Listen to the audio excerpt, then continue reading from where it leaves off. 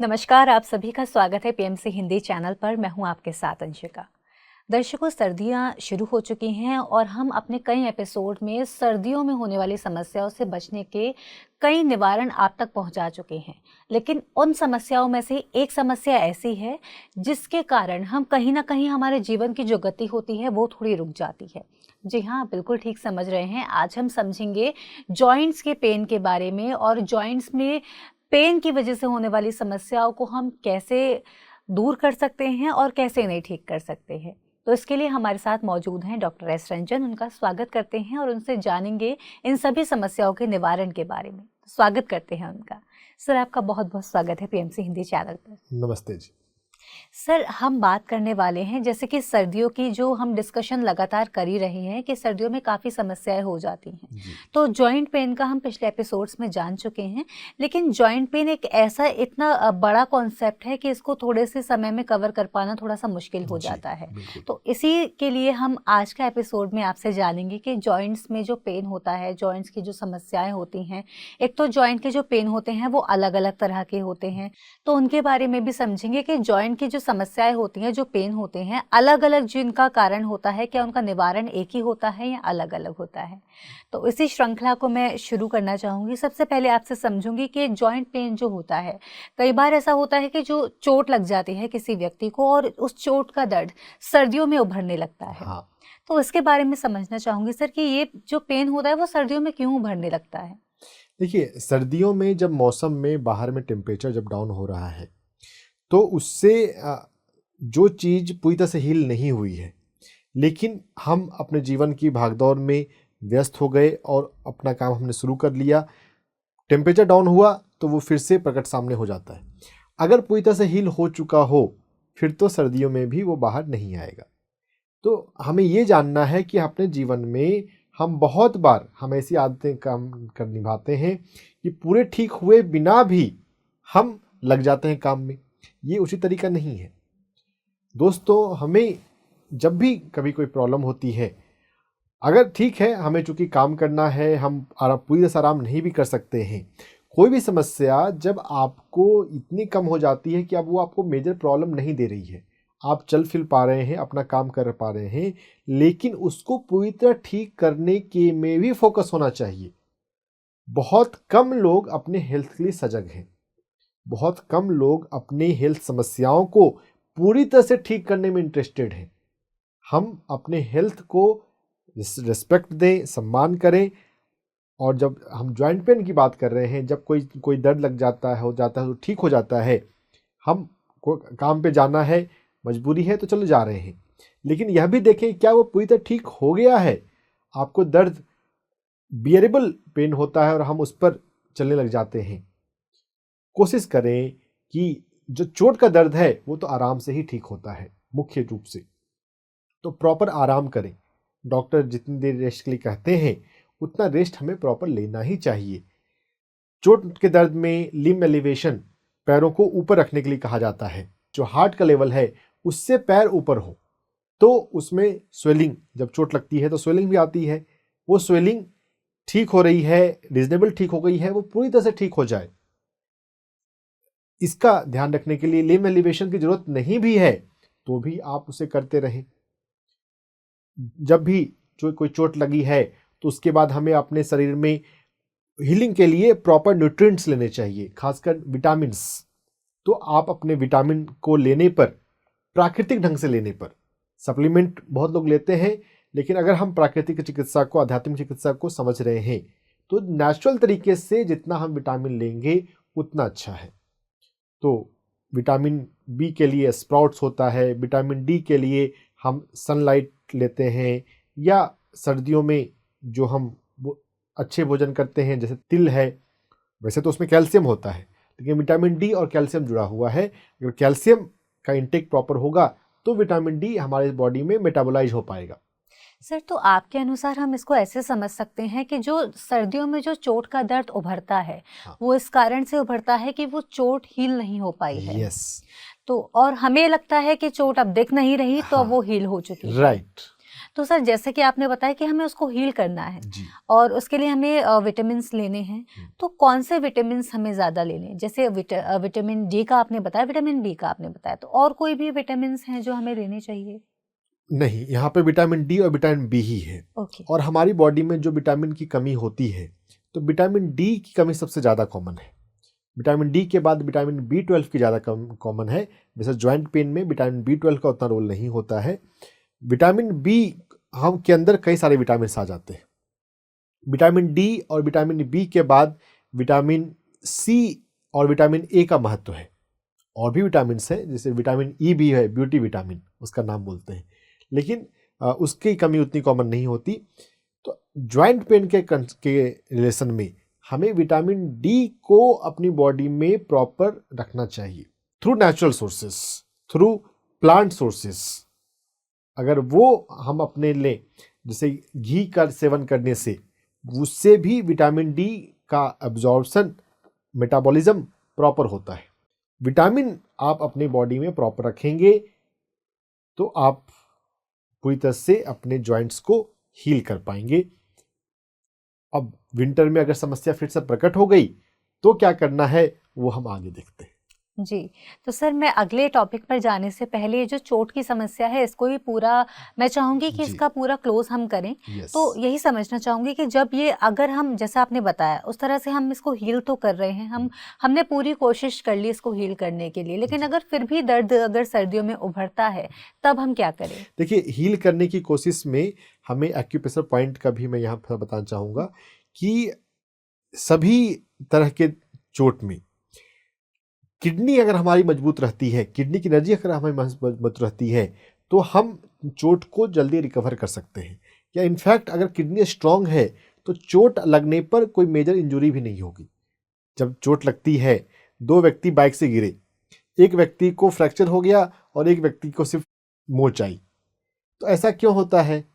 जिस व्यक्ति को फ्रैक्चर आया उसकी हड्डियां उतनी मजबूत नहीं थी। तो चोट लगने पर भी हम जितने हेल्दी रहेंगे उतना हम पे उसका असर कम होगा। तो अगर हम अपने किडनी के हेल्थ का, अगर हम अपने बोन्स के हेल्थ का अगर ध्यान रखते हैं तो रिलेटिवली हमको कम उसका प्रभाव पड़ेगा जब भी कभी कोई चोट लगती है। तो समय रहते ही हम अपने किडनी का हेल्थ का ध्यान रखें। और कुछ लोगों को पता होता है कि हाँ, इनको चोट ज़्यादा लगती है, या जिनको भी कभी कोई फ्रैक्चर हुआ है उनको अपने किडनी के हेल्थ का ध्यान लाइफ लॉन्ग रखना चाहिए, भोजन के तरीके से और मानसिक तरीके से। तो एक्यूप्रेशर पॉइंट, किडनी का एक्यूप्रेशर पॉइंट हम एक समझ लेते हैं। इस कॉन्टेक्स्ट में K6 एक्यूप्रेशर पॉइंट बहुत अच्छा है। हमारे एंकल के जस्ट नीचे ये K6 एक्यूप्रेशर पॉइंट होता है। दोनों पैरों में हम इस K6 को मसाज करें और यहाँ पर ब्लैक कलर लगा के रखें। और कलर थेरेपी में हम उसको सॉक्स से या कपड़े से कवर करने पर उसका प्रभाव नहीं होगा। उस पर लाइट, नेचुरल लाइट अगर हो सके तो, नहीं तो कमरे में जो ट्यूब लाइट है या दूसरी लाइट है उसका भी एक्सपोजर चलेगा। लाइट से वो कलर एक्सपोज होता है तब कलर थेरेपी काम करती है।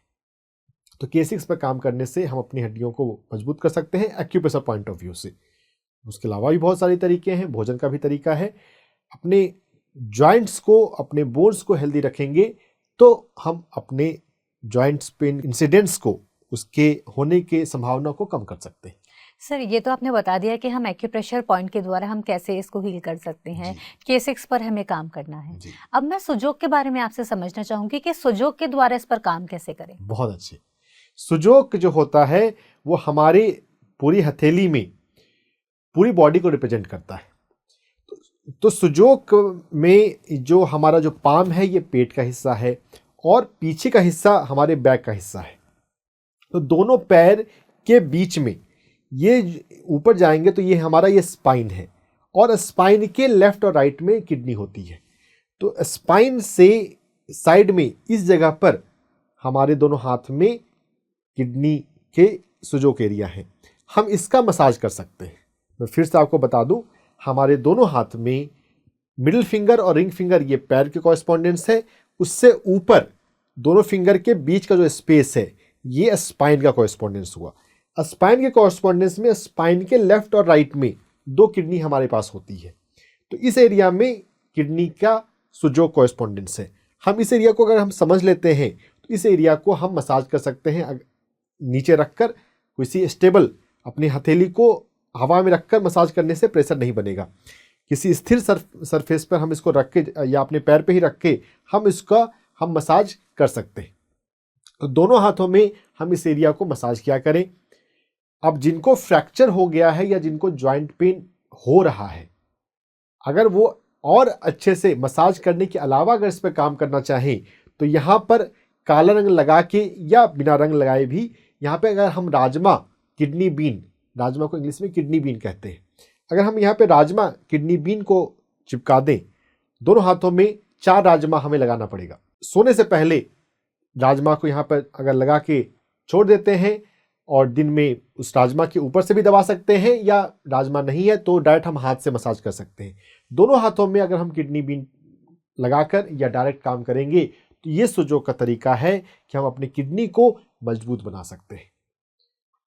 एक नॉर्मल पर्सन भी अगर वो चाहता है कि उसका किडनी स्ट्रांग रहे, हेल्दी रहे, तो वो भी कर सकता है। सुजोग में कोई साइड इफेक्ट नहीं है। अगर आप अपनी किडनी को, जैसे हम एक्सरसाइज करते हैं, बॉडी बनाते हैं, है ना, मसल्स बनाते हैं, अगर कोई किडनी पर काम करे तो उसकी किडनी स्ट्रांग हो जाएगी। और किडनी कभी कोई भी ऑर्गन ना एक्स्ट्रा स्ट्रांग नहीं हो सकता, बस वो हेल्दी रहेगा तो आप समझिए कि आपके भविष्य के लिए वो एक इन्वेस्टमेंट है ना। लोग मनी का इन्वेस्टमेंट करते हैं कि मेरा फ्यूचर सिक्योर हो। अगर आप किसी ऑर्गन पे एक्स्ट्रा भी काम कर लें, सुजोग, एक्यूप्रेशर, ये सभी बहुत सेफ है। एलोपैथिक मेडिसिन का ओवरडोज से आपको तकलीफ हो सकती है, लेकिन अगर जो हम मसाज अब कर रहे हैं इसके ओवर से कोई दिक्कत नहीं है, बल्कि अच्छा है कि आपकी किडनी मजबूत होकर रहेगी। तो सुजोग का ये बहुत बड़ा प्लस पॉइंट है। एक नॉर्मल पर्सन भी अपनी किडनी को हेल्दी रखने के लिए मसाज सुजोग पॉइंट का, किडनी के सुजोग पॉइंट्स का कर सकता है। Thank you so much sir, इतनी सारी नॉलेज हमारे साथ शेयर करने के लिए।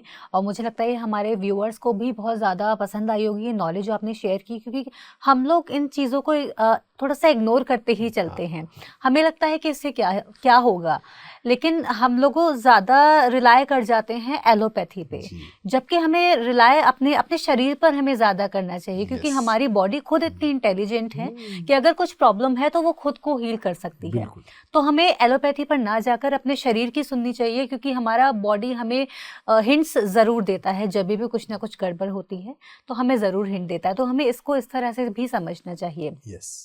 तो सर, अब ये तो हो गई चोट की बात। हमने चोट के बारे में समझ लिया कि जब किसी को चोट लगती है तो उसको उस चोट का ध्यान रखना है। जब तक हम प्रॉपर हील नहीं होते हमें प्रॉपर रेस्ट भी करना है, और उसकी हीलिंग के लिए हमें अपनी डाइट पर भी ध्यान देना है, हमें विटामिन्स का भी ध्यान रखना है। और इसके साथ ही हम एक्यूप्रेशर पॉइंट्स पर काम कर सकते हैं, सुजोग कॉरेस्पॉन्डेंस पर काम कर सकते हैं, कलर थेरेपी का भी इस्तेमाल कर सकते हैं। तो इसके साथ ही सर, अब मैं समझना चाहूँगी कि आर्थराइटिस की जो समस्या लोगों में होती है उसकी समस्या भी ज़्यादा सर्दियों में बढ़ने लगती है, उसका दर्द भी सर्दियों में लोगों को ज़्यादा होता है। तो आर्थराइटिस के बारे में समझना चाहूँगी, और एक RA टर्म सुनने में आता है, उसके बारे में भी समझना चाहूँगी। पहले हम आर्थराइटिस को समझते हैं। देखिए, आर्थराइटिस वर्ड में अगर हम जाएं तो आइटिस जहाँ भी आता है इसका मतलब है कि इन्फ्लामेशन अंदरूनी हिस्से में, जहाँ पे भी जिस भी ऑर्गन के पार्ट के बारे में बताया जाता है। अर्थरा होता है जॉइंट्स पेन, जॉइंट्स। तो जॉइंट्स के रीजन में इन्फ्लामेशन हो रही है, सूजन हो रही है, तो उसको आर्थराइटिस कहते हैं। अब इस आर्थराइटिस का एग्जैक्ट रीजन क्या है, ये मेडिकल सिस्टम में अभी तक अननोन है ना। हमारा मेडिकल सिस्टम बहुत डेवलप हो चुका है, लेकिन फिर भी एग्जैक्ट कारण हम नहीं जानते कि किसी व्यक्ति को आर्थराइटिस क्यों होता है, क्यों नहीं होता है ना। हाँ, हमें मैकेनिज्म पता है कि जब आर्थराइटिस होता है तो उस एरिया में सूजन होने लग गई है, इन्फ्लामेशन हो गया है, लेकिन एग्जैक्ट क्या कारण है वो मेडिकल में नहीं पता। लेकिन यहाँ पर अगर एनर्जी मेडिसिन पर हम जाते हैं तो हमारे पास जवाब उपलब्ध है कि लीवर के हेल्दी नहीं रहने से जॉइंट पेन होता है। अब यह बात अगर आप किसी एलोपैथी फिजिशियन से पूछेंगे तो वो इस बात से सहमत नहीं होगा, क्योंकि मेडिकल में तो ये नॉलेज है ही नहीं कि लीवर का जो टेस्ट करते हैं मेडिकल में, LFT करते हैं ब्लड टेस्ट में। जब भी आप जांच कराते होंगे तो LFT होता है लीवर फंक्शन टेस्ट, उसमें बिलिरुबिन लेवल चेक करते हैं, SGOT SGPT चेक करते हैं। LFT नॉर्मल आता है, LFT नॉर्मल आ रहा हो तो भी लीवर की नाड़ियों में एनर्जी की कमी, एनर्जी का डिस्टर्बेंस हो सकता है। जब लीवर प्रॉपर काम नहीं कर रहा है, लीवर में गंदगी जमा हो गई है, लीवर की नाड़ियों में जितनी ऊर्जा बहनी चाहिए उतनी नहीं बह रही है। देखिए, जब लीवर की जब बात की जा रही है तो लीवर ऑर्गन और लीवर की नाड़ी आपस में मिलती जुलती हैं, लेकिन दोनों के लिए हमें अलग ढंग से काम करना है। अगर लीवर की नाड़ी की गड़बड़ी है, उसकी ऊर्जा कम है, तो मसाज करने से बात जल्दी बनेगी। लेकिन अगर लीवर में ही अगर गंदगी जमा हो गई है, तब अगर हम लीवर क्लिंच, लीवर डिटॉक्स पे जाएंगे तो हमें रिजल्ट्स जल्दी मिलेंगे। हाँ, एक्यूप्रेशर पॉइंट से भी फायदा होगा, लेकिन लीवर जब हम एक्यूप्रेशर पॉइंट करें तो पहले नाड़ियों पे काम होगा और फिर उसका प्रभाव हमारे ऑर्गन पे जाएगा। तो ये बारीकियां एनर्जी मेडिसिन में आ जाती है। अर्थराइटिस, जॉइंट्स का सूजन, इन्फ्लामेशन, एनर्जी मेडिसिन में लीवर की कमी से हो रहा है। एक बड़ा फैक्टर होता है वेट। अगर हमारा वजन ज्यादा हो तो ओवर वेट के पर्सन्स में अर्थराइटिस के इंसिडेंट्स ज्यादा देखे जाते हैं। अब यह भी मेडिकल में ऐसी कोई एनालॉजी, कोई कॉजेटिव फैक्टर नहीं है। ज्यादा से ज्यादा वेट को तो मेडिकल में रोग मानते भी नहीं है, लेकिन यह बात जग जाहिर है कि जिनका वजन नॉर्मल से ज्यादा है उनको रोग अधिक आते हैं। तो हर एक व्यक्ति को अपना वेट नॉर्मल रखना जरूरी है, और जिनको जॉइंट्स पेन होता है, अर्थराइटिस होता है, उनके लिए तो और भी ये ज़्यादा जरूरी है। अगर आप एक्स्ट्रा वेट कैरी कर रहे हैं अपनी बॉडी पे तो जॉइंट्स पर लोड पड़ेगा, और जो वेट हमारी बॉडी में एक्स्ट्रा होता है ज़्यादातर केस कंडीशन में हमारी बॉडी में वो टॉक्सिन का वेट होता है, और टॉक्सिन है तो टॉक्सिन को तो निकालना जरूरी है। टॉक्सिन अगर हमारी बॉडी में रहेगा तो दिक्कत तो देगा, और सबसे ज़्यादा टॉक्सिन हमारी बॉडी में लीवर में जमा होता है, और लीवर और जॉइंट्स आपस में जुड़े हुए हैं। एनर्जी मेडिसिन कहता है कि मूवमेंट हमारी बॉडी में कहीं पे भी मूवमेंट हो, मूवमेंट जो स्टार्ट होता है वो लीवर की एनर्जी से होता है, और जॉइंट्स तो मूवमेंट करने के लिए होते हैं। हम जॉइंट्स के माध्यम से ही मूवमेंट करते हैं, चाहे हमें हाथों की उंगलियां चलानी हो, चाहे हमें पैर के घुटने चलाने हो, तो मूवमेंट के लिए लीवर जिम्मेदार होता है। लीवर हेल्दी रहेगा तो जॉइंट्स हमारे हेल्दी रहेंगे। तो अर्थराइटिस का एक कारण लीवर की इम्बैलेंस, लीवर का डिस्टर्बेंस है। तो अगर आप लीवर को का केयर करेंगे तो आपको अर्थराइटिस में फायदा होगा। सर, ये जो आपने बताया कि हमें लिवर पर ध्यान देना है अर्थराइटिस के लिए, तो ये मुझे लगता है कि इस तरह से हम लोग नहीं सोचते हैं, क्योंकि हमें मेडिकल में इस तरह से बताया ही नहीं गया। जॉइंट्स की प्रॉब्लम है तो जॉइंट्स हैं, जॉइंट्स में अगर घुटनों में दर्द हो रहा है तो वो घुटनों की प्रॉब्लम है, उसको किसी और ऑर्गन से हम कनेक्ट नहीं करते हैं। तो जैसा कि आपने बताया कि अगर हमें जॉइंट्स की प्रॉब्लम हो रही है, घुटनों की प्रॉब्लम हो रही है, दर्द हो रहा है, और इसके साथ ही जो लिवर में टॉक्सिन्स ज़्यादा जमा हो गए हैं उनको निकालने का भी वक्त हम इसको समझ सकते हैं, इंडिकेशन कि अगर हमारे जॉइंट्स में पेन है तो हमें अपने लिवर को, अपनी बॉडी को डिटॉक्स करना चाहिए। तो सर, डिटॉक्सिफिकेशन या फिर लिवर क्लेंस पर बात करना चाहूँगी, तो इसको कैसे करें? देखिए, लीवर क्लिंज, लीवर डिटॉक्स से पहले हम होल बॉडी डिटॉक्स की एक बात करें, है ना। और उसके लिए फास्टिंग और intermittent fasting is the best way, easy way. क्योंकि अगर अपने जीवन में अगर फास्टिंग करने के ढंग को सीख लिया तो हम थ्रू आउट दी लाइफ अपने आप को एक्सेस वेट से बचा सकते हैं, लीवर को साफ रख सकते हैं, और लीवर के साथ साथ दूसरे बॉडी पार्ट्स को भी हेल्दी कर सकते हैं। और फास्टिंग करने से हमारे मेडिटेशन में भी हेल्प होता है।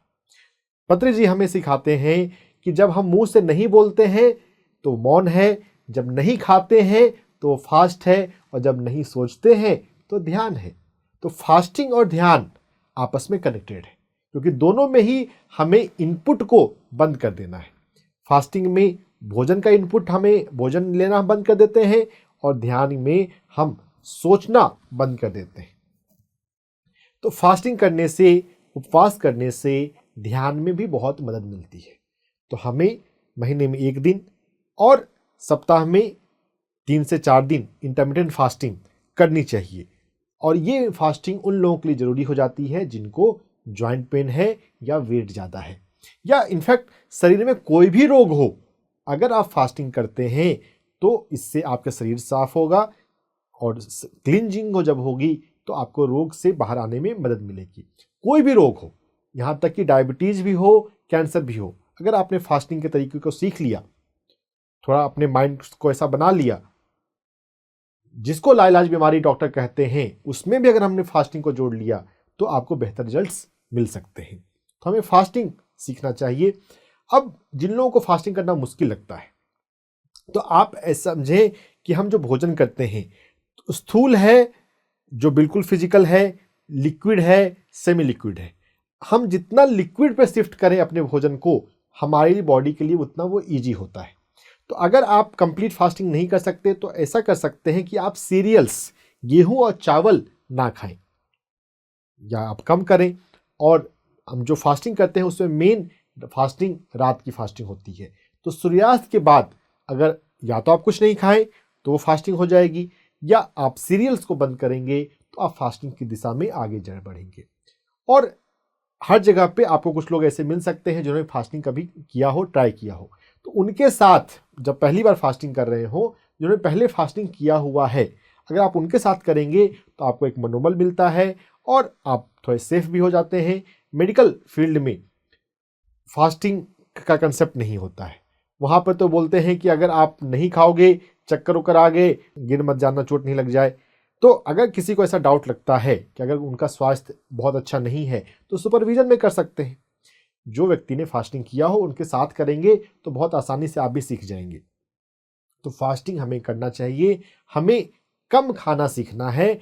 जो दुनिया में बहुत लोग जो से ज़्यादा भोजन कर रहे हैं, और एक्स्ट्रा अगर बॉडी में हम भोजन डालेंगे तो टॉक्सिन ही बनेगा, जिसकी ज़रूरत नहीं है। अगर हम वो डालेंगे तो बीमारी ही बनेगी। तो fasting is the best way to cleanse whole body, not just liver. पूरे शरीर के लिए फास्टिंग हमें करना चाहिए।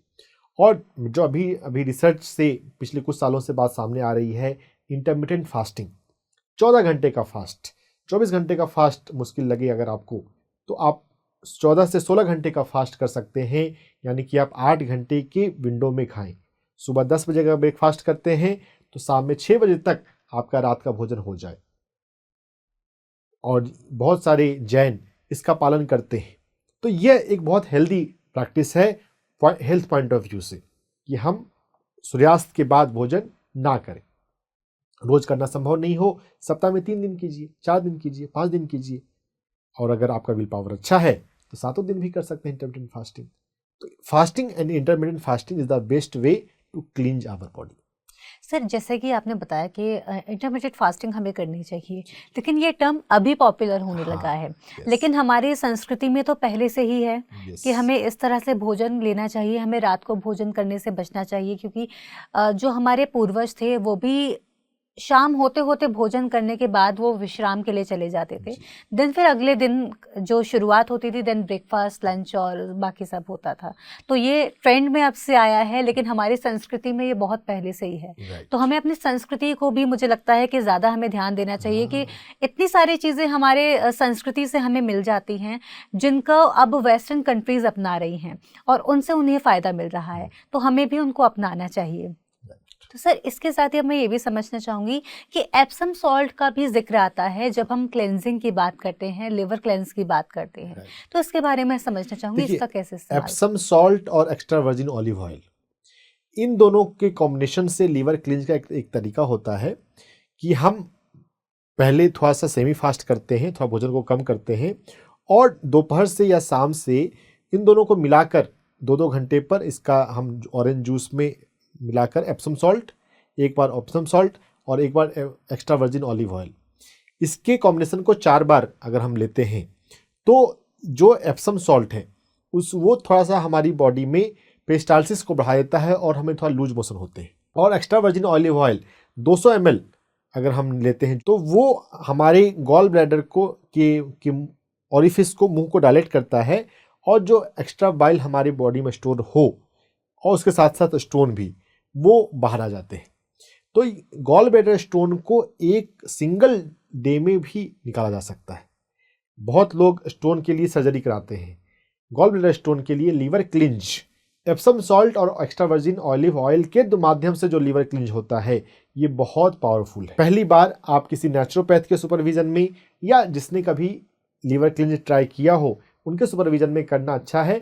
बस क्योंकि चूंकि डायरिया होता है, लूज मोशन होता है, तो कभी कभी अगर कोई व्यक्ति बहुत हेल्दी ना हो, तो अगर लूज मोशन अगर अचानक से किसी को ज़्यादा हो तो चक्कर आने वगैरह की कभी कभी संभावना रहती है। जैसे हर बार नहीं आता, लेकिन अगर 100 बार में अगर किसी एक बार में भी किसी केस में आया है तो प्रिकॉशन लेना बेहतर है। सुपरविजन में अगर हम करते हैं तो एप्सम सॉल्ट और एक्स्ट्रा वर्जिन ऑलिव ऑयल के द्वारा लीवर क्लींज का मेथड ये बहुत सेफ है। पीयूष सक्सेना नाम के एक क्लिंजिंग के बहुत बड़े सपोर्टर हैं, उन्होंने काफ़ी इसको पॉपुलराइज किया है। तो लीवर क्लिंज को हम बहुत कम समय में अपने लीवर को साफ कर सकते हैं इस तरीके के द्वारा।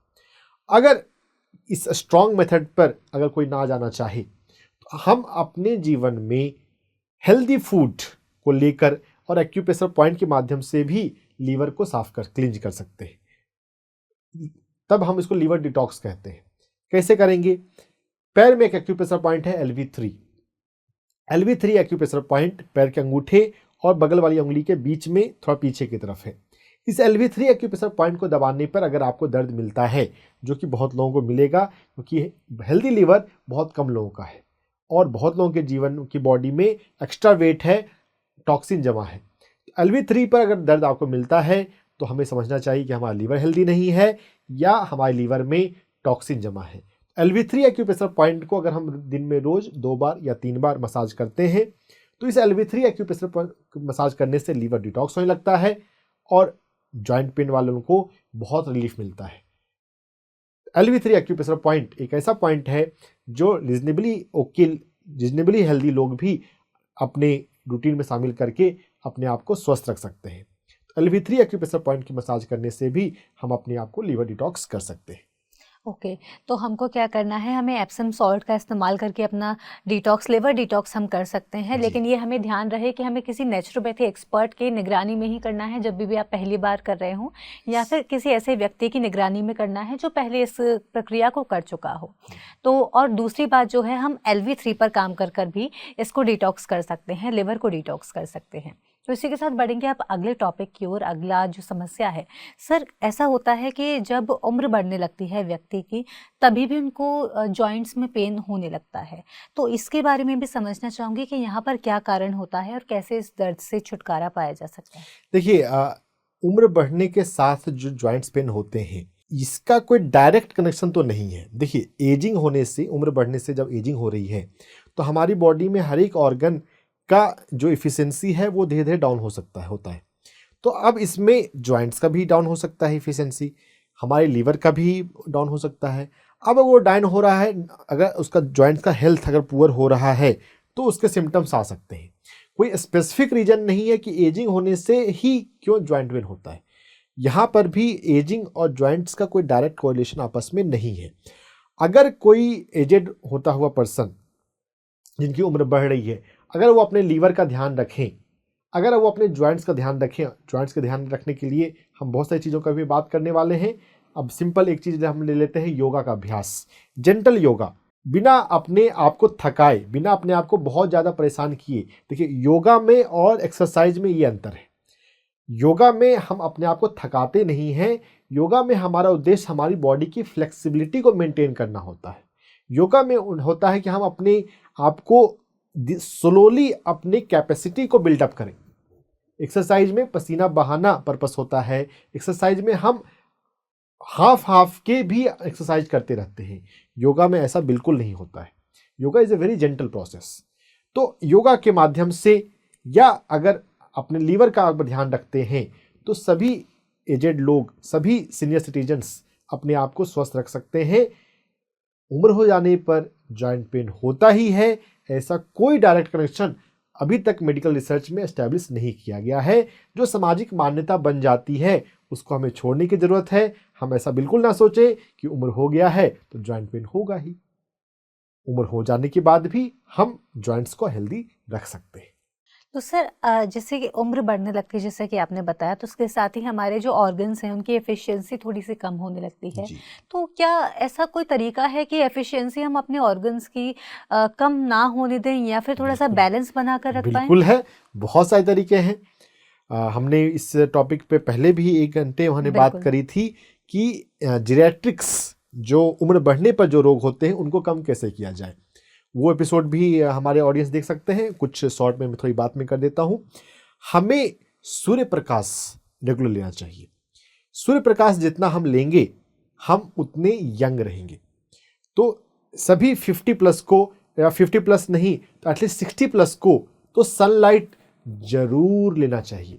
और नॉर्मल मतलब 50 के नीचे वाले भी अगर सनलाइट लें तो अच्छी बात ही है, लेकिन तब ज़्यादा कंसर्न उनका होता है कि विटामिन डी को हमें लेना है, विटामिन डी को बढ़ाना है। सनलाइट लेने से सिर्फ विटामिन डी नहीं बढ़ता है, सनलाइट लेने से आपके शरीर में प्राण ऊर्जा बढ़ती है, और जब प्राण ऊर्जा बढ़ती है तो एजिंग प्रोसेस स्लो होने लग जाता है। तो सनलाइट लेना चाहिए। हमें अपने माइंड को हमेशा यंग रखना चाहिए। यंग कैसे रख सकते हैं हम माइंड को? हमारे भीतर सीखने की टेंडेंसी होनी चाहिए। जब भी कुछ सीखने की बात हो हमेशा यस कहें। जब हम बोलते हैं कि नहीं नहीं, अरे मैं नहीं सीखूंगी, मैं नहीं, ये मुश्किल लगता है मुझे, सीखने के मामले में कभी भी ऐसा ना बोलें। देखिए छोटे बच्चे होते हैं, सीखने के लिए हमेशा तैयार रहते हैं, नई चीज़ों को अट्रैक्ट करती है। लेकिन जब हम बड़े लोगों में ये एटीट्यूड हो जाता है कि ये अगर मेरे काम का नहीं है तो मैं इसे नहीं करूँगा। कुछ काम हमेशा सिर्फ हिसाब किताब करके ही हमें ना करें कि हाँ इसका महत्व है तभी मुझे सीखना है, करना है। अगर कोई नई चीज़ है तो उसको यस बोलना चाहिए। अगर ये एटीट्यूड आता है तो हम यंग रह सकते हैं। हमें छोटे बच्चों के साथ रहना चाहिए, क्योंकि छोटे बच्चों के साथ रहेंगे तो हम प्लेफुल रहेंगे।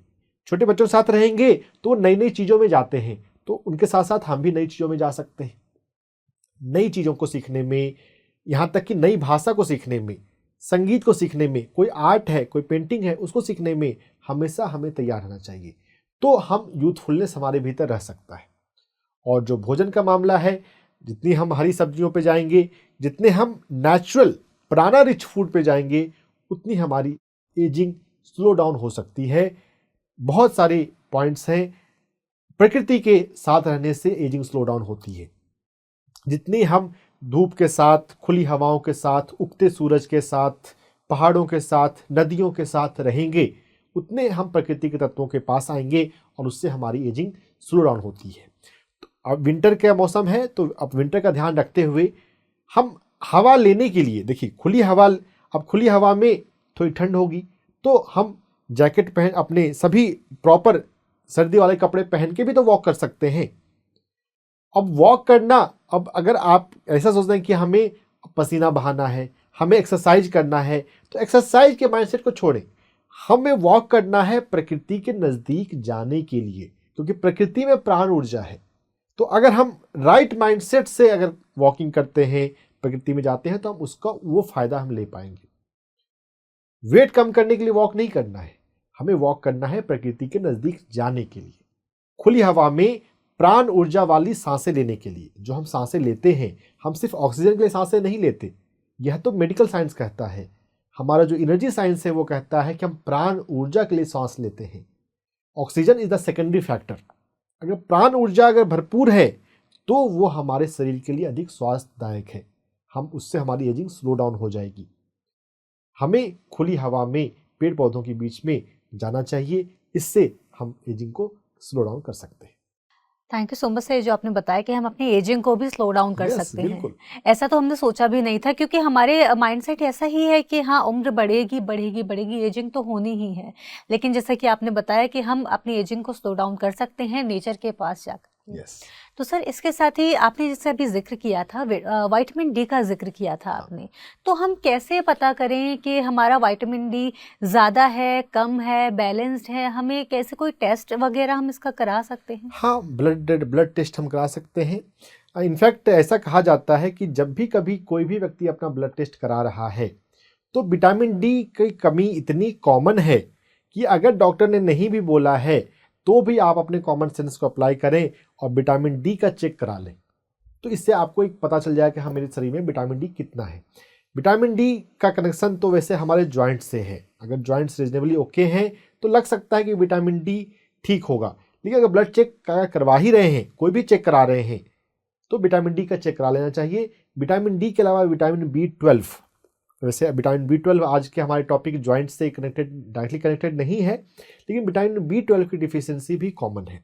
तो अगर खून सैंपल निकल ही रहा है तो विटामिन B12 का चेक भी करा लेंगे तो अच्छा है। विटामिन डी और विटामिन B12, इन दो विटामिन की कमी सबसे ज़्यादा कॉमन होती है।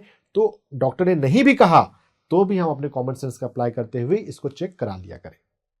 ओके सर, तो इसके साथ ही अभी बीच में मैंने जब आपसे पूछा था अर्थराइटिस का, तो एक टर्म और पूछा था RA का। जी तो जो कि इसके बारे में आप समझना चाहूँगी कि RA क्या है, ये जी अर्थराइटिस से कैसे अलग है? हाँ, देखिए मेडिकल साइंस में बहुत इंटरेस्टिंग है। अ, वो शरीर को तोड़ तोड़ के देखता है और हर एक चीज के कारण को समझने की कोशिश करता है। समझ नहीं पाता है, ये बहुत हैरानी वाली बात है, लेकिन कोशिश तो करते हैं। तो यहाँ पर रूमेटॉइड अर्थराइटिस, RA का फुल फॉर्म जो है रूमेटॉइड अर्थराइटिस है। इसमें कहा गया, ऐसा माना गया कि हमारी बॉडी की अपनी ही इम्यूनिटी जो है वो जब डिस्टर्ब होती है तो RA फैक्टर एक तरह का एंटीबॉडी है जो हमारी बॉडी में बन जाता है, जो कि जॉइंट्स रीजन में पाए जाते हैं। जॉइंट्स के अलावा भी बॉडी में और दूसरी जगह भी होते हैं। तो जैसे हार्ट के जो वॉल्व होते हैं वहाँ भी, उसका भी रूमेटिक फीवर एक होता है बच्चों में। तो रूमेटिक कार्डाइटिस, रूमेटिक मायोकार्डाइटिस, वो भी एक बीमारी होती है जो कनेक्टेड है। तो जॉइंट पेन और वो हार्ट का बीमारी, जिनको रूमेटॉइड अर्थराइटिस है, उनको हार्ट की वो बीमारी होने की संभावना अधिक होती है। तो मेडिकल साइंस जो है वो समझना चाहता है माइक्रो लेवल पे कि क्या कारण है। तो अगर RA एंटीबॉडी, जिसका जांच हम ब्लड चेक करने पर ही कर सकते हैं, कोई दूसरा उपाय नहीं है। तो अर्थराइटिस क्या रूमेटॉइड अर्थराइटिस है, ये जानने के लिए RA फैक्टर का टेस्ट कराया जाता है। लेकिन मजेदार बात यह है कि अगर रूमेटॉइड अर्थराइटिस अगर डिटेक्ट भी हो जाए तो मैक्सिमम लेवल पे, इनिशियल लेवल पे, तो जो मैनेजमेंट है अर्थराइटिस का या रूमेटॉइड अर्थराइटिस का, दोनों का सेम है, ऑलमोस्ट सेम है। हाँ, रूमेटॉइड अर्थराइटिस में थोड़ा इम्यूनिटी पर भी काम करते हैं, लेकिन एनर्जी मेडिसिन का जब हम यहाँ पर बात कर रहे हैं तो यहाँ पे तो हम जॉइंट्स पर जाते हैं, हम लीवर पे जाते हैं, हम वेट पे जाते हैं, हम हीमोग्लोबिन पर जाते हैं। तो rheumatoid arthritis RA factor energy medicine से कोई विशेष टॉपिक नहीं है, और एलोपैथी के सिस्टम में भी कोई मैनेजमेंट में बहुत ज़्यादा अंतर तो नहीं होता है। बस pain killer, NSAID, anti inflammatory pain killer ही दिए जाते हैं रूमेटॉइड अर्थराइटिस में भी। तो सर, अब आपसे जानना चाहूँगी, जैसे कि रिमेटॉइड अर्थराइटिस के बारे में हम बात कर रहे हैं, तो क्या यहाँ पर एक्यूप्रेशर पॉइंट्स के द्वारा भी इसको मैनेज किया जा सकता है? बहुत अच्छा मैनेज किया जा सकता है। अर्थराइटिस में, रूमेटॉइड अर्थराइटिस में तो एक्यूप्रेशर बहुत अच्छा काम करता है। तो यहाँ पे रूमेटॉइड अर्थराइटिस में इम्यूनिटी का रोल है। तो इम्यूनिटी वाले पॉइंट्स, जिनका कनेक्शन इम्यूनिटी से है, वो पॉइंट्स का रोल हम यहाँ ज़्यादा यूज करते हैं। हमारे कलाई पर, हमारे हाथ पर एक पॉइंट होता है LI10। LI11 से ये थोड़ा सा नीचे की ओर है। हम अपने हाथ को 90 डिग्री पर रखते हैं और उसके बाद हमारे इंडेक्स फिंगर यानी कि अंगूठे की बाद वाली उंगली को जब हम सीधे नीचे पीछे ले जाएं तो यहाँ पर एग्जैक्ट 90 डिग्री पर कोने पर आता है LI11 और उससे 2 अंगुल पहले आ जाता है LI10। अगर हम LI10 एक्यूप्रेशर पॉइंट को सिडेट करते हैं, सिडेट, मसाज नहीं करना है हमें, यहाँ पर सिडेट करना है। सिडेट करने के लिए हम कंटिन्यूस प्रेशर लगा के रखते हैं। जब LI10 को हम सिडेट करेंगे तो ये रूमेटॉइड अर्थराइटिस में बहुत अच्छा काम करता है। दोनों हाथों में हमें LI10 को, LI11 कॉर्नर पे है, LI10 उससे पहले है। इंटरेस्टिंगली एक्यूप्रेशर पॉइंट इतने इफेक्टिव होते हैं कि अगर हम LI10 को अगर हम भूल जाएं, LI11 को सिलेक्ट करने लग जाएं, तो भी हमें रिजल्ट्स मिल सकते हैं। LI10 को सिलेक्ट करें तो ज़्यादा अच्छा है। जल्दी रिजल्ट चाहिए तो दोनों को भी सिलेक्ट कर सकते हैं, लेकिन क्या होता है, दोनों को सिलेक्ट करने के चक्कर में आप उन्हें टोन कर सकते हैं, इसलिए बेहतर है कि आप एक को करें।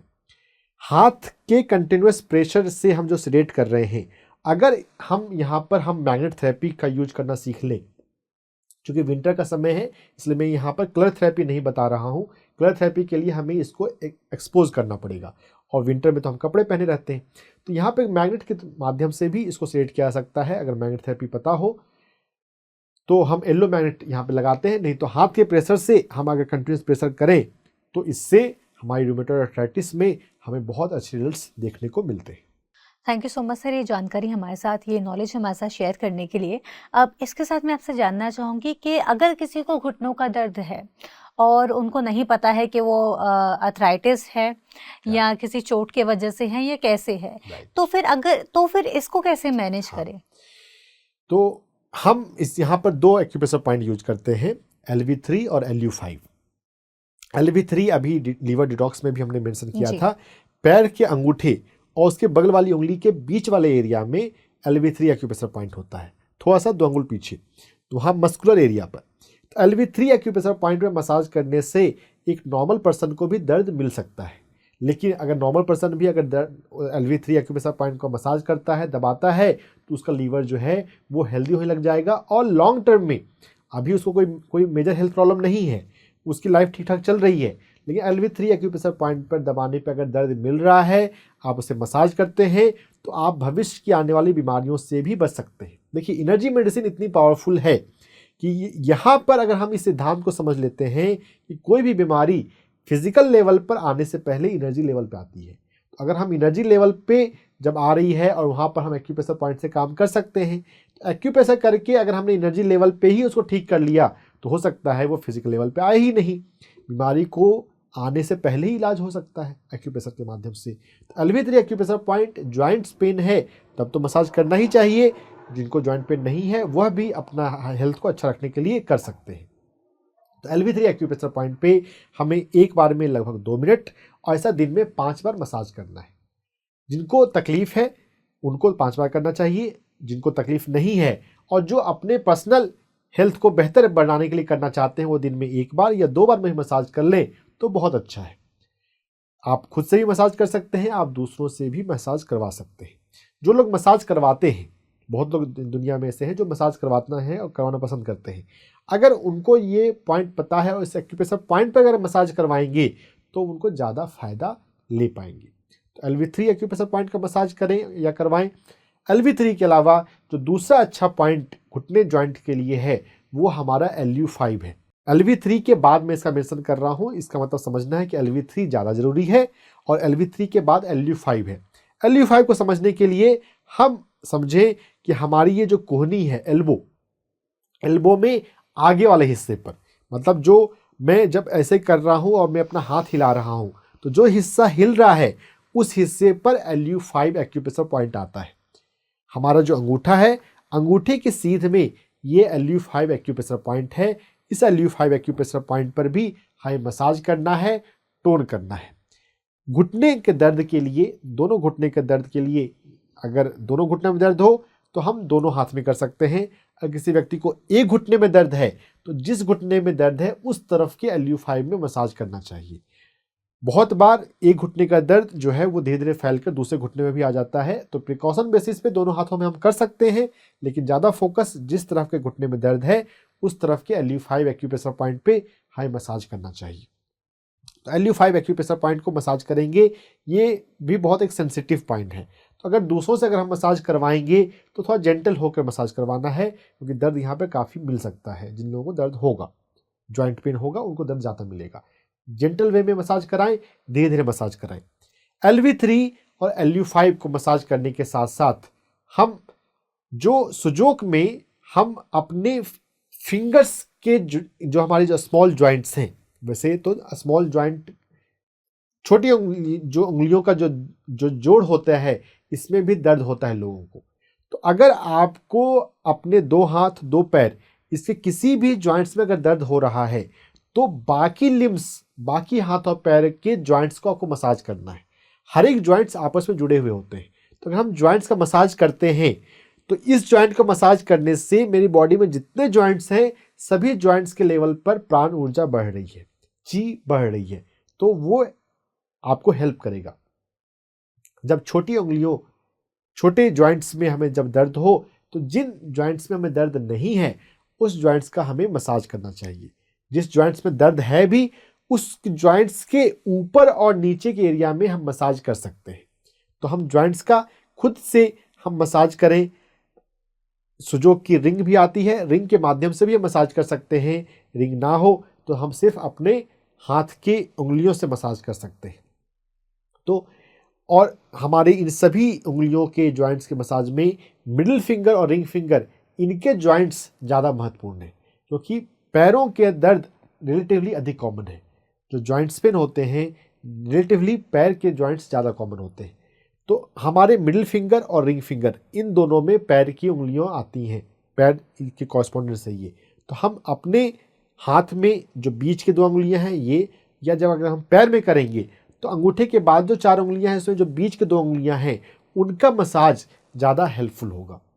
और मसाज जो है वो तेल के साथ भी किया जा सकता है, बिना तेल का भी किया जा सकता है। दुबले पतले लोग तेल लगाए करें, जिनकी बिल्डअप ठीक है वो बिना तेल का भी कर सकते हैं।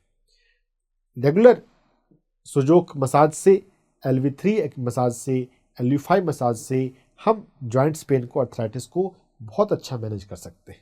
तो सर मैं आपसे जानना चाहूँगी कि इसमें अगर पेन किसी को है तो वहाँ पर वीकनेस का भी कई बार टर्म सामने आता है, तो हम क्या किन चीज़ों को अपने फूड में हमें मैनेज करना है, ऐड करना है, जिससे कि हम इन सब चीज़ों पर काम कर सकते हैं और इन जो समस्याएं हैं इनको थोड़ा सा पीछे छोड़कर हम एक हेल्दी लाइफस्टाइल की ओर आगे बढ़ें। देखिए, जब आपने वीकनेस की बात करी तो यहाँ पर हमें एक बहुत इंपॉर्टेंट टॉपिक समझना है, हीमोग्लोबिन।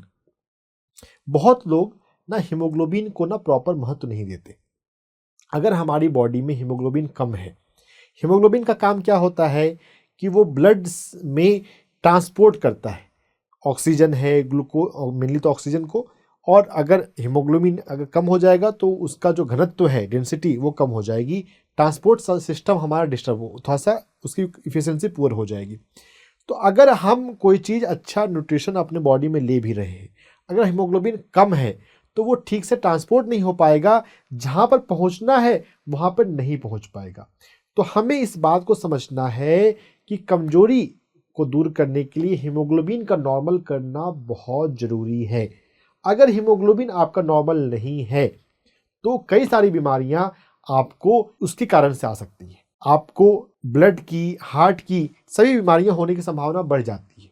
जॉइंट्स पेन में भी संभावना बढ़ जाती है। अगर हीमोग्लोबिन आपका ठीक है तो ब्लड फ्लो प्रॉपर है तो जॉइंट पेन कम होगा।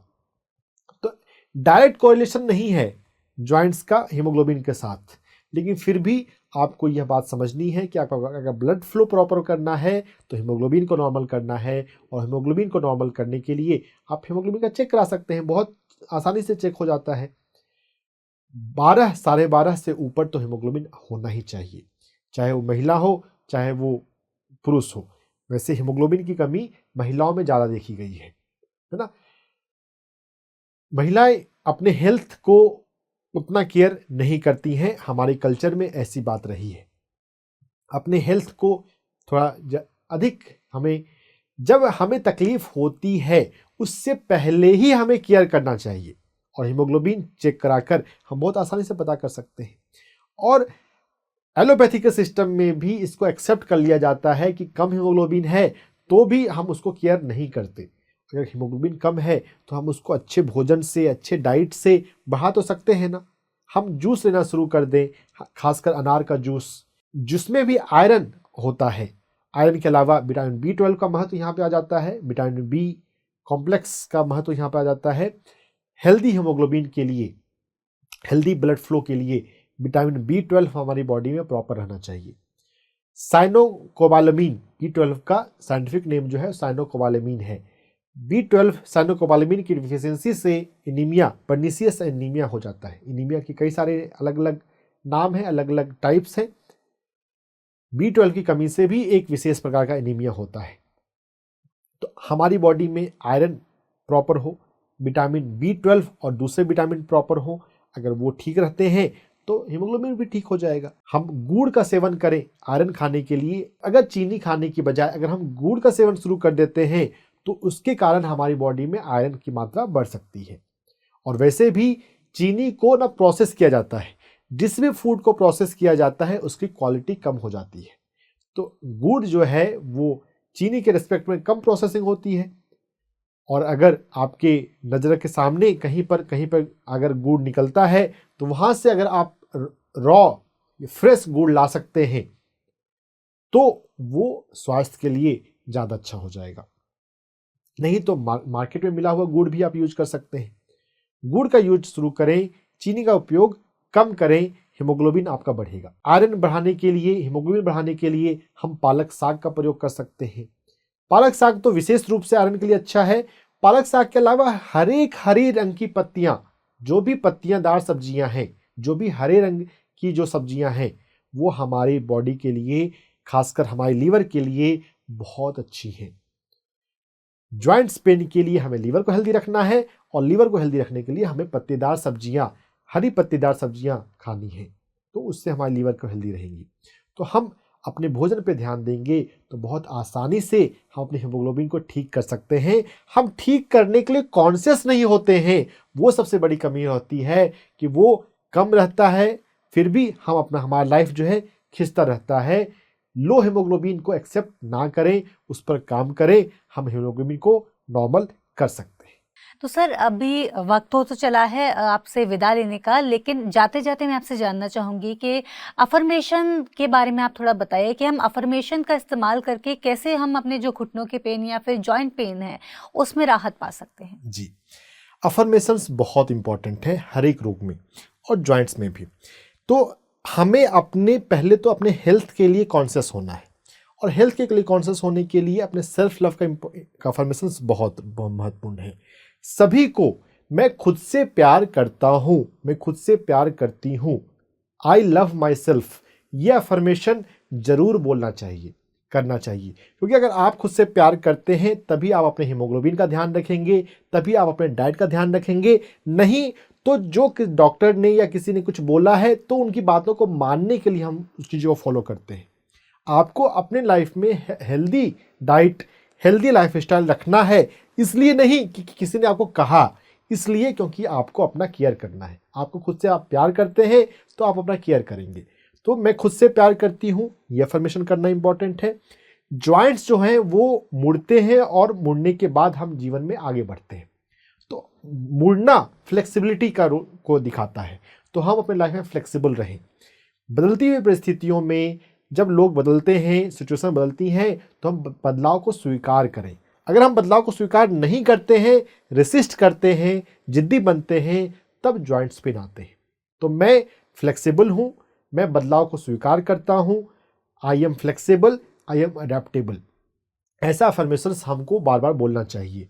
मैं परिवर्तन को स्वीकार करती हूँ, मैं परिवर्तन को एक्सेप्ट करता हूँ, यह अफर्मेशन हम कर सकते हैं। Thank you so much sir, ये जो आपने बताया कि हम अफर्मेशन का किस तरह से इस्तेमाल करें और अफर्मेशन के इस्तेमाल करने से हम कैसे जॉइंट पेन को मैनेज कर सकते हैं। तो इसी के साथ आपका बहुत बहुत धन्यवाद, आपने अपना कीमती समय हमें दिया और आप यहाँ आए, आपका बहुत बहुत धन्यवाद। धन्यवाद। तो इसी के साथ आज के इस एपिसोड में बस इतना ही, लेकिन जाते जाते एक बार फिर आपको बता दूं कि आज के इस एपिसोड में हमने समझा जॉइंट पेन की समस्याओं के बारे में, इनके निवारण भी जाने और आध्यात्मिक स्तर से इनके होने का कारण भी जाना। आशा करती हूं कि आपको आज का एपिसोड पसंद आया होगा और आप इस सभी नॉलेज को अपने जीवन में उतारेंगे और इन समस्याओं से छुटकारा पाएंगे। इसी आशा के साथ लेती हूँ आपसे आज्ञा, फिर होगी आपसे मुलाकात डॉक्टर से पूछो के एक और एपिसोड के साथ। तब तक के लिए मुझे दीजिए आज्ञा। आप देखते रहिए PMC हिंदी चैनल। नमस्कार।